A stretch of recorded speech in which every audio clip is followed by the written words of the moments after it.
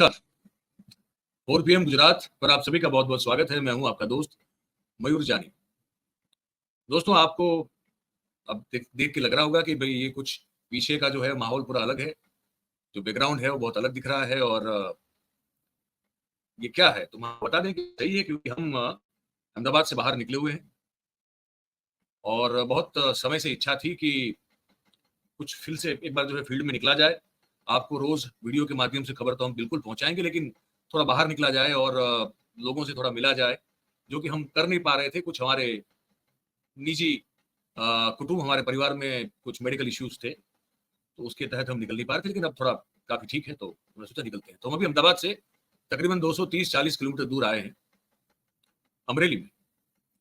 और अमरेली से फिर हम घूमेंगे, यहाँ से जूनागढ़ भी जाएंगे, भावनगर भी जा सकते हैं, शायद पोरबंदर चले जाएं। तो निकले हैं तो जाएंगे बहुत सारी जगह पे, और ग्रामीण इलाकों में जाएंगे। कोशिश करेंगे कि वहां से भी आपको अगर फील्ड से रिपोर्ट, अभी ये तो बैठ के बात कर रहा हूँ आपसे मैं, ये सरकारी गेस्ट हाउस है, वहां पे रुके हुए हैं, लेकिन फील्ड में भी जाके कुछ अगर बात की जाए, क्योंकि अभी वो बड़ा इशू चल रहा है।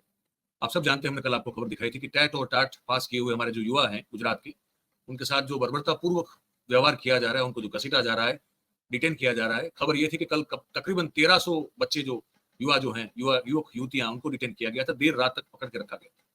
उनके साथ और क्या क्या बर्बरता हुई है उसके बारे में मैं अलग से एक वीडियो बताऊंगा। आज इस वीडियो में मैं आपको जो बताने जा रहा हूँ, अगेन जो है वो ऐसा मुद्दा जिसको मैं लगातार उजागर करने की कोशिश करता हूं। मैं आपके समक्ष उसमें जो मुझे समझ में आ रहा है कि जो धांधलियां हुई है, या तो जो सवाल या निशान खड़े हुए हैं, वो मैं आप तक पहुंचाने की कोशिश करता हूं। वो है हमारा हो चुका लोकसभा 2024 का चुनाव। इस चुनाव में कहीं भी किसी भी तरह से हमको ये नहीं लगता कि वो निष्पक्ष हुआ है, वो फेयर एंड ट्रांसपेरेंट हुआ हो, ऐसा हमको नहीं लगता। हमने बार बार शुरुआत से जो है ये आवाज उठाई कि भाई ये कैसे हो सकता है कि जब एक बार ईवीएम आपका लॉक हो जाए, सील हो जाए, उसके बाद उसमें वोटों की प्रतिशत की बढ़ोतरी कैसे हो सकती है। हमने आपको ये भी कहा था कि ये उस तरह की बात हो सकती है कि जैसे आपने एक गुल्लक लिया, उस गुल्लक में आपने जो है समझ लीजिए कि कुल मिला के 1000 रुपए जो है जमा कर दिए। आपको भी पता है कि इसमें मैंने 1000 रुपए डाले हुए हैं, उसको आपने सील कर दिया। अब जब आप उस गुल्लक को तोड़ेंगे या तो खोलेंगे, तो उस गुल्लक में से 1000 रुपए ही निकलने वाले हैं, ना वो 999 हो सकते हैं, ना वो 1001 हो सकता है।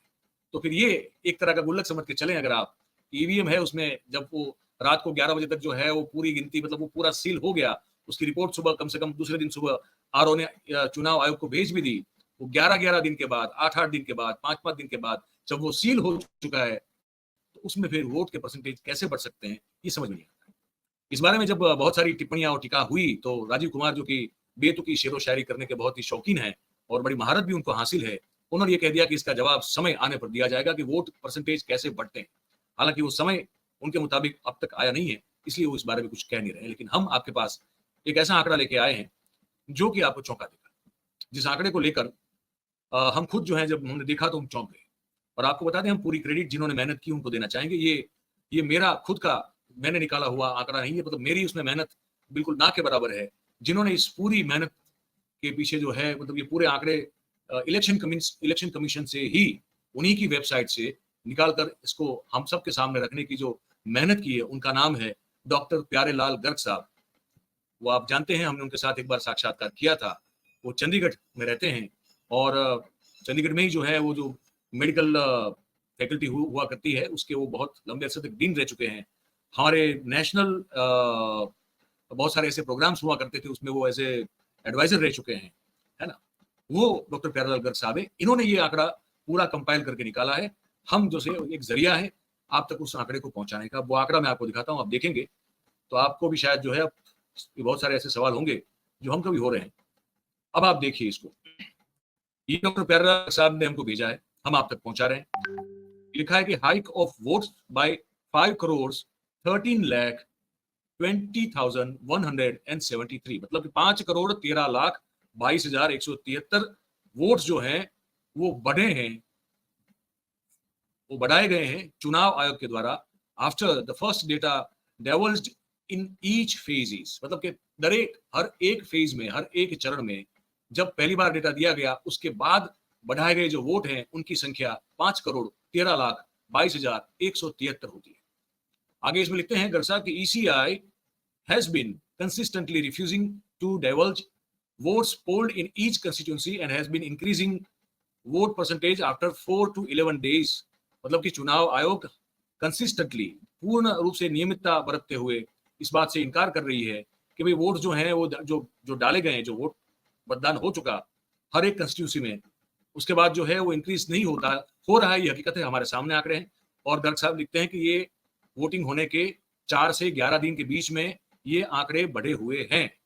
आगे गर्ग साहब लिखते हैं कि obviously with ulterior motive ECI hiked the polled votes from 5 crore 90 sorry ये 59 crores है ना 8,16,269 to 64 crores 21,38,442 by a hike of 5 crore 13,22,173 votes. मतलब कि चुनाव आयोग ने इस बात से को स्वीकारने से मना करने के बाद भी जो वोट डाले गए थे वो थे 59 करोड़ 8,16,269, जिसको बढ़ाकर हमारे सामने रखा गया 64 करोड़ 21,38,442। मतलब कि 5 करोड़ 13,22,173 वोट्स की बढ़ोतरी हुई। कैसे हुई? अब इसमें फेजेस हैं, उस फेज वाइज आप जो है आप इसको देख सकते हैं। आप फिर से एक बार देखें, मैं आपको पढ़ रहा हूं। पहला चरण जो था भाई साहब, तो पहले चरण में इनिशियल परसेंटेज जो दिए गए वो 60% थे। इनिशियल वोट्स जो डाले गए थे उसका आंकड़ा भी आप देख सकते हैं। तो इसके बाद बढ़ाने के बाद जो वोट परसेंटेज आए 60 से वो हो गए 66.14%। मतलब कि जो वोट बढ़ाए गए वो थे, आप वो भी देख सकते हैं, वो 1 करोड़ 2,20,297 वोट से। उसी तरह अब आंकड़े आपके सामने, आप देखते रहिए, मैं परसेंटेज बता रहा हूं आपको। उसी तरह दूसरे चरण में मतदान जो हुआ था, इनिशियल परसेंटेज था वो 60.96% था, इसको बढ़ा दिया गया 66.71% कर दिया गया। और टोटल आंकड़े आप देख सकते हैं कि कितने वोट्स हैं और कितने बढ़ाए गए। उसके बाद ऐसे ही उसी तरह से तीसरे चरण में 61 था, 61.45 वोटिंग था, ठीक है, बढ़कर वो हो गया 65.68%। उसके बाद आप देख सकते हैं कि कितने वोट बढ़ाए गए। उसके बाद चौथे चरण में कुल वोटिंग जो दर्ज किया गया था वो 62.84 था, अब वो बढ़कर हो गया भाई साहब 69.16%। और उसके बाद आप देखिए कि कितने आंकड़े बढ़े। और चौथा चरण कहां पे था आप सब जानते हैं। पांचवें चरण में 57.47% वोटिंग जो है वो दर्ज हुई थी, जो कि बढ़ के कुछ दिनों में हो गई 62.20%। और आप देखिए कि कितने वोट डाले गए थे और उसमें कितने वोटों की बढ़ोतरी हुई। छठा फेज जो था उसमें टोटल वोटिंग दर्ज हुआ था 59.06%, जो कि बढ़ के हो गया 63.37%। और आप देख सकते हैं कि टोटल वोट्स और उसके साथ साथ बगल में बढ़े हुए जो वोट्स हैं उसकी गिनती आप देख रहे हैं। वैसे ही सातवां चरण जो था वहां पे जो वोट गिरे थे, जब काउंटिंग जब काउंट किया गया तो वो था 59.45%, जिसको बढ़ाकर कुछ दिनों बाद जो है वो कि चुनाव के परिणाम घोषित होने के बाद ये सातवें चरण का आंकड़ा दिया गया था बढ़े हुए वोटों का, तो वो 59.45 से बढ़कर वो वोट परसेंटेज हो गए 63.88%। मतलब कि वहां देखिए वहां भी कितनी बड़ी बढ़ोतरी जो है आप देखने को मिली है।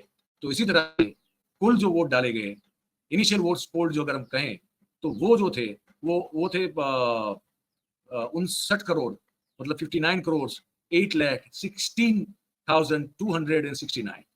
जबकि इसको जब परसेंटेज बढ़ा दिए गए तो वो ही वोट बढ़कर हो गए 64 करोड़ 21,38,442। इसका मतलब जो डिफरेंस है, जो बढ़े, जो वोट बढ़े वो कितने बढ़े, तो 5 करोड़ 13,22,173 वोट बढ़े। अब आप बताइए मुझे कि इसमें हम क्या समझे, इसका जिम्मेदार कौन, इससे क्या हुआ, किसको फायदा हुआ, किसको नुकसान हुआ। और ये सवाल तो मूलतः ये कि पड़े पड़े ईवीएम में बंद ये वोट कैसे बढ़े। ये क्या कोई बैंक का फिक्स डिपॉजिट है? ये आपका क्या कोई म्यूचुअल फंड है जहां पे आप पैसे इन्वेस्ट करते हो तो पैसे बढ़ते हैं, अगर वो ठीक तरह से इन्वेस्ट होते हैं तो। भाई फिक्स डिपॉजिट में तो बढ़ते ही है, म्यूचुअल फंड में तो बढ़ते भी हैं घटते भी हैं, लेकिन इस एफडी हो तो बढ़ जाते हैं पैसे, वो तो कम नहीं होते। तो ये क्या ईवीएम है या फिक्स डिपॉजिट का कोई स्कीम है कि वोट आपके जो है पड़े पड़े बढ़ रहे हैं? अगर इसका कोई खुलासा है इलेक्शन कमीशन के पास, चुनाव आयोग के पास, तो देना चाहिए। राजीव कुमार ने कहा कि सही वक्त आएगा, बताएंगे। तो सही वक्त कब है? वो सही वक्त का इंतजार इस देश की जनता कर रही है, पता नहीं वो सही वक्त कब है। अब इसमें कोई जुडिशियल मतलब कोर्ट सो मोटो लेगी नहीं लेगी हमको नहीं पता। हमको इतना पता है कि कुछ लोग हैं, एमजी देव साहब और उनके साथ बहुत सारे लोग जुड़े हुए हैं, वो सब लोग जो हैं इसको चैलेंज करने के लिए कोशिश कर रहे हैं इस परिणाम को। हमारी उनसे शुभकामनाएं भी, हमने ये जो फिगर है इनको उनको ये सब फॉरवर्ड भी किए हैं ताकि उनको कुछ काम आ जाए। और बाकी देश की जनता तक ये बात हमको पहुंचानी थी, हमने पहुंचाई।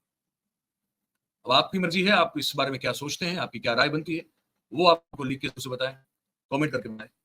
और बात अगर आप हमारी सही और सच्ची लगती हो, पसंद आती हो, तो फिर आप इस वीडियो को लाइक करें, इस वीडियो की लिंक को आप हो सके उतना शेयर करें, और हमारा जो चैनल है 4PM गुजरात, आप उसे सब्सक्राइब करें और अपने आसपास के लोगों से करवाएं, ताकि सच जो है वो हो सके उतना फैल सके। बहुत बहुत धन्यवाद करेंगे आप सभी का इस कार्यक्रम में हमारे साथ जुड़ने के लिए। Thank you very much. नमस्कार।